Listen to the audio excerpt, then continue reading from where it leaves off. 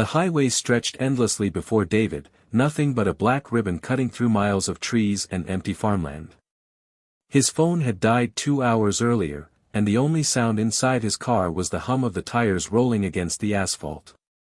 It was close to midnight, the kind of hour when even the truckers seemed to vanish, leaving the road in complete silence. He had taken this route many times before, but that night it felt different, off, as though the darkness itself carried a weight pressing against the glass windows.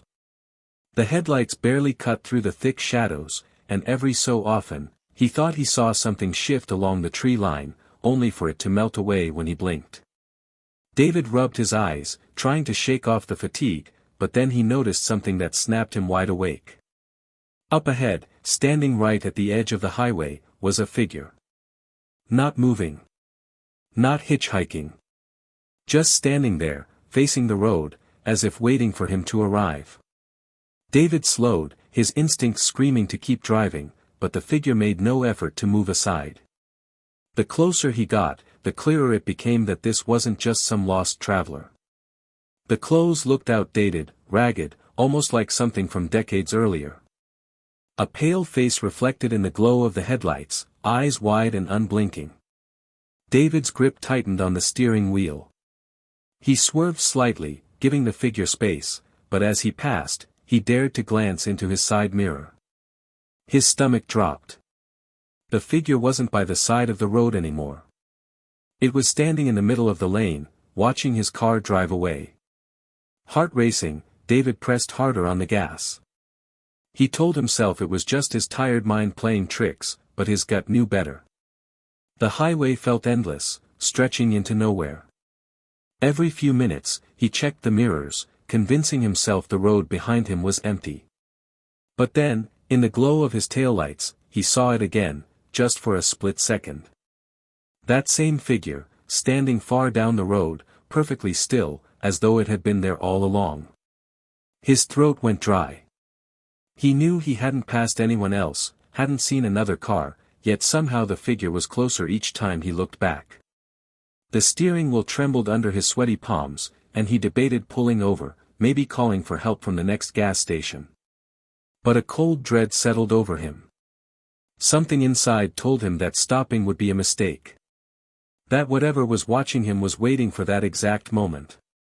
The air inside the car felt suffocating, the darkness pressing harder against the windshield.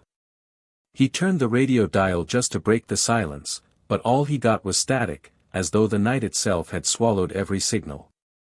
Suddenly, from the corner of his eye, he caught movement. His heart nearly stopped. The figure was no longer behind him, it was standing by the side of the road again, ahead this time, just outside the range of his headlights. As though it had somehow slipped past him without him noticing. His knuckles turned white against the wheel, a cold sweat running down his back. He blinked, and when his headlights hit the spot again, the figure was gone. David's breath came in shallow bursts, every nerve on edge.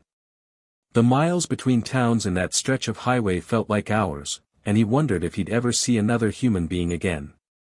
Each shadow seemed to twitch, each passing mile marker a reminder that he was utterly alone. Or worse, maybe not alone at all.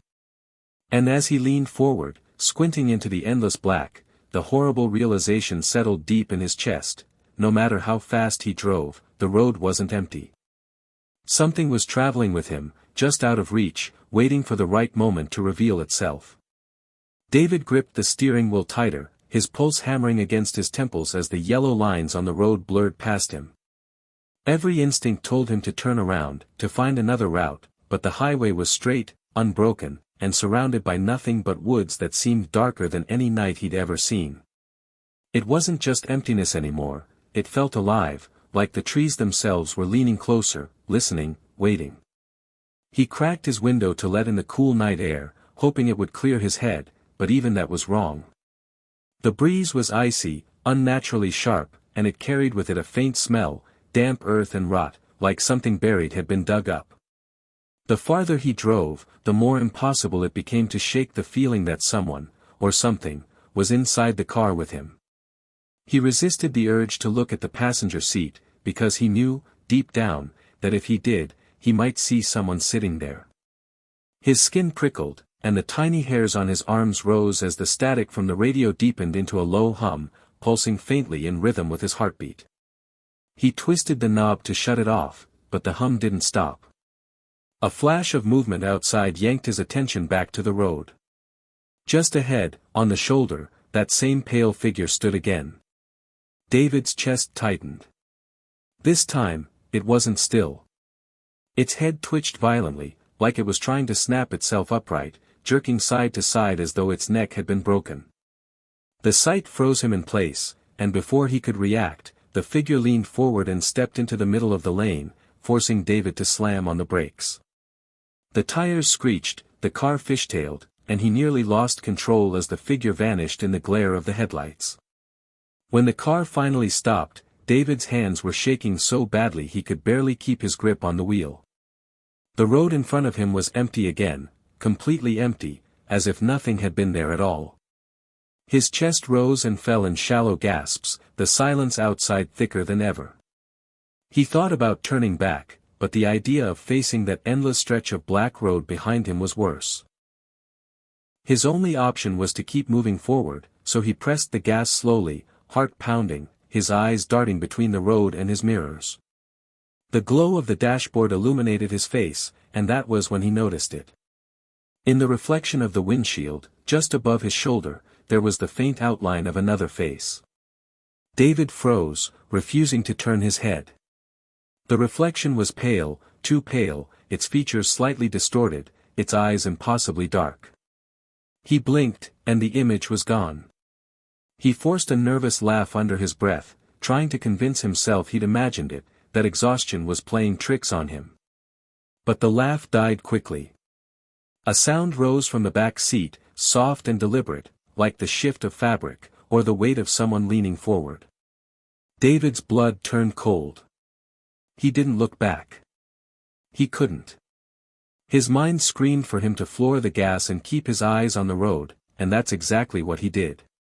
The engine roared louder, the trees blurred into streaks, and for a moment he thought maybe he could outrun it. But then he heard it again, louder this time, breathing. Slow, steady, coming from just behind his seat. He slammed his palm against the radio dial, desperate for any sound to drown it out. Instead of static, a voice crackled through the speakers. A whisper, hoarse and broken, but unmistakable, "Don't look back." David's vision blurred with panic as the car shot forward down the endless highway. His hands trembled so violently he could hardly steer, but one thought burned through every nerve in his body. Whatever was behind him wasn't just following anymore, it was inside the car. David's knuckles turned white as he clutched the wheel, the whisper still echoing in his ears. "Don't look back." His body screamed to defy the voice, to whip around and see what was in the back seat, but some primal instinct told him that if he did, it would already be too late. His throat was dry, his breath ragged, and every second felt like it was dragging him closer to something he wasn't supposed to face. The road stretched endlessly into the dark, his headlights reaching only far enough to show him more emptiness. Yet the presence behind him was undeniable, thick, heavy, pressing against the back of his neck like a cold hand. He tried to focus on driving, but his thoughts spun.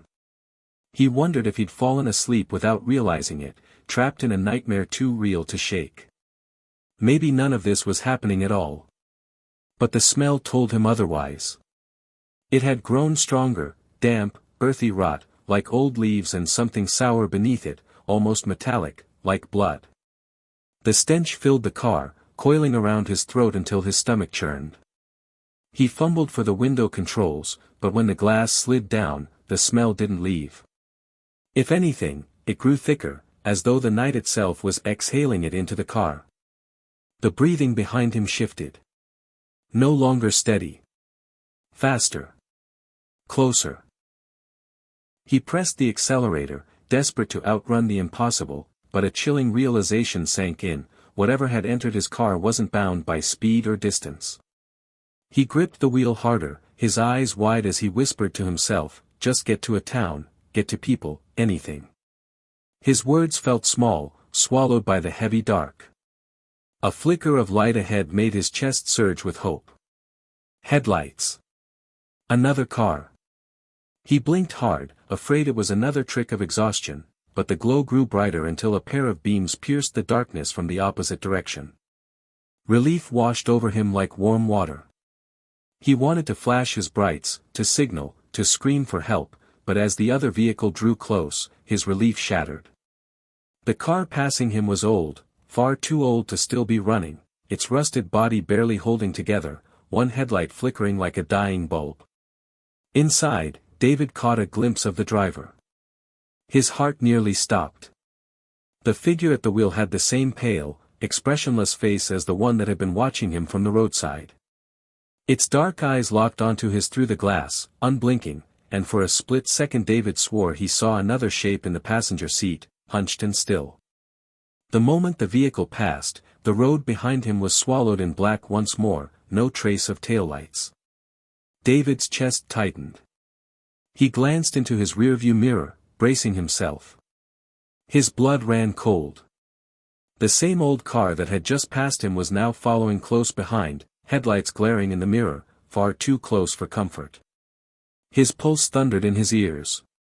He pressed the gas harder, pushing his own car faster, but the vehicle behind matched every move, its lights unshakable, burning holes into his skull through the mirror. Then, in the suffocating silence, he heard it again. The whisper. This time clearer, coming not from the radio, but from the back seat, "He's not the only one." David's skin prickled. His eyes flicked toward the mirror again, but his stomach dropped when he realized he couldn't see the road behind the old car anymore, only endless black, as though the headlights had erased everything but themselves. His vision swam, panic clawing at him, and he made a desperate decision. He swerved suddenly, veering onto a narrow side road he didn't recognize, gravel crunching under his tires. For a moment, blessed silence. No headlights behind him. Just the sound of his car and his own frantic breathing. But as the darkness closed in thicker than before, David knew he hadn't escaped. The road was narrower now, lined with trees so tall they seemed to blot out the sky. His headlights caught shapes between the trunks, tall and unmoving, like silhouettes watching from the woods. He blinked, and they vanished, only to reappear farther down, closer. The breathing behind him grew louder. Closer.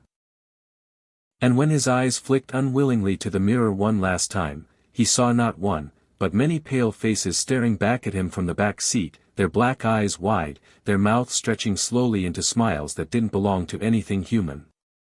David's scream caught in his throat before it could escape. His entire body went rigid, the car swerving slightly as the pale faces in the mirror leaned forward together, their mouths curving into impossible grins. He blinked once, and they were gone. The back seat was empty again, or at least, it looked that way.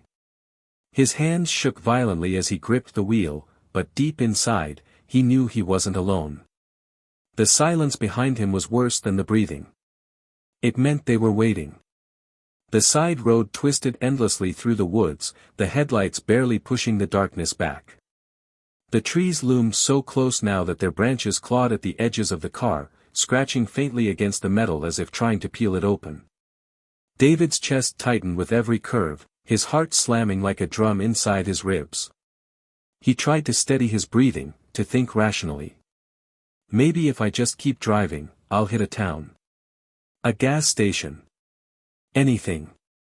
But the longer he drove, the more it felt like the road was folding in on itself, leading him nowhere. Then he saw it. A shape in the distance. A house, or what looked like one, just off the side of the road. Relief surged through him, shaky and desperate. Light glowed faintly from a single window, a warm, golden flicker that cut through the oppressive dark. It looked lived in, normal, human. He didn't think twice. He pulled off the road, gravel crunching beneath his tires, and rolled to a stop in front of the house. The place was small, worn down, its paint peeling and the porch sagging under years of neglect. But that light in the window, it was enough to give him courage. He shut off the engine, the sudden silence pressing down on him like a weight. For a moment, he couldn't move. He was too afraid that if he opened the door, the faces would be waiting just outside. But staying inside the car felt worse. Summoning every ounce of strength, David shoved the door open and stepped out. The night air was thick, damp, and colder than it had any right to be. The woods surrounding the house seemed to lean closer, branches rattling though no wind blew. He forced himself up the porch steps, his shoes creaking on the rotten wood, and raised a trembling hand to knock. Before his knuckles touched the door, it opened on its own. Slowly. The warm light spilled across his face, and he froze in place. Inside stood an old woman, her eyes sunken but kind, her posture frail. She smiled faintly, as though she had been expecting him. "You're not safe out here," she said softly, her voice like brittle paper. "Come inside before it finds you." David hesitated, glancing back at his car. The trees seemed darker now, thicker, and he thought he saw shapes shifting between them. He swallowed hard and stepped inside. The woman shut the door quickly, sliding a heavy bolt into place, and the instant it clicked, the pressure in his chest eased. The air was warmer here, almost comforting.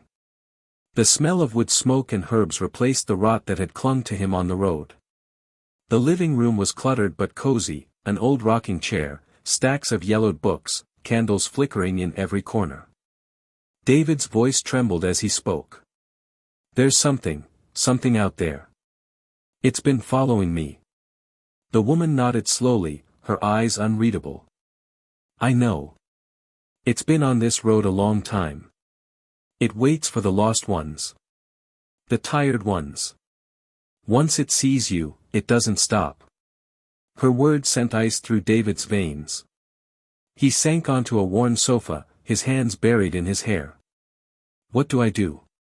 How do I stop it?" The woman's gaze sharpened, her kind smile fading. She leaned closer, her voice dropping to a whisper. "You don't stop it. You survive it. If you can." Before David could respond, a sound rattled against the walls, slow, deliberate footsteps circling the house. His blood turned cold as the candles flickered, their flames bending toward the windows. The woman's eyes locked on the door, and her frail hands tightened around the arms of her chair. "It knows you came here," she whispered. "And now it knows you're mine." The words twisted in David's mind like barbed wire. "Now it knows you're mine." For a moment he couldn't breathe, staring at the old woman as if her frail figure might split open to reveal something far worse. The air in the room thickened, pressing down on him, while outside, the footsteps circled again, slow, deliberate, as though whatever was out there was counting the walls, measuring the house. David's voice broke when he finally spoke. What do you mean by that?" The woman didn't answer. She only tilted her head slightly, her sunken eyes glimmering in the candlelight. For the first time, David noticed how strange her smile really was. Too wide. Too patient. The firelight caught her teeth, and for a second he thought they looked sharp. He shot up from the couch, panic coursing through his veins.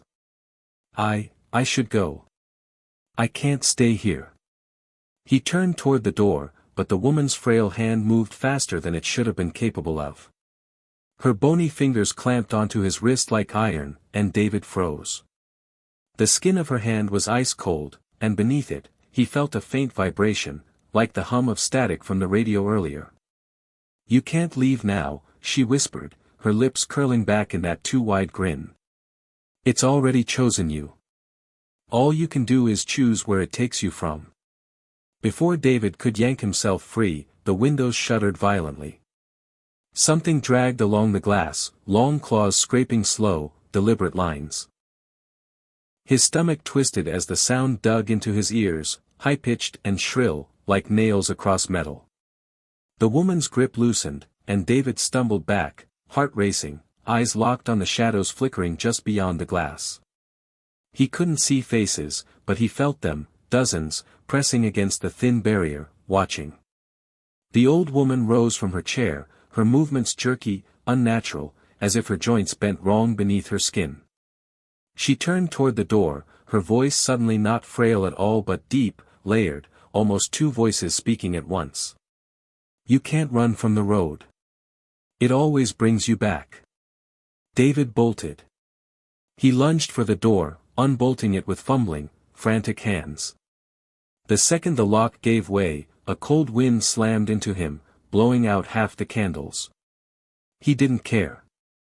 He threw the door open and hurled himself into the night. The woods were alive now, the shadows shifting violently as pale shapes darted between the trees. Their whispers filled the air, low and urgent, like a crowd waiting for a spectacle. He sprinted to his car, yanking the door open and diving inside.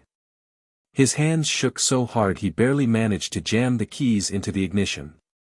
The engine roared to life, and he floored it, gravel spitting behind him as the house disappeared into the dark. But the road wasn't empty. He saw them in the mirrors, shapes lining the shoulders, pale figures turning their heads in unison as his car sped by. Their mouths opened as he passed, though no sound came out. David's chest tightened. He couldn't look for long, the road ahead was winding, and if he lost focus, he'd crash. Still, in his peripheral vision, he saw them. Not just outside anymore. In the back seat. Their pale faces pressed closer, their whispers overlapping into a chorus that filled the car. His own reflection in the windshield looked wrong, distorted, its lips moving even though his mouth stayed shut. A thought forced its way into his head, so loud it drowned out everything else: you were never driving alone. The road narrowed to little more than a scar of asphalt cutting through endless black, the trees crowding so close they seemed ready to tear the car apart. David's chest heaved, each breath a shallow gasp as his mind unraveled with every passing second.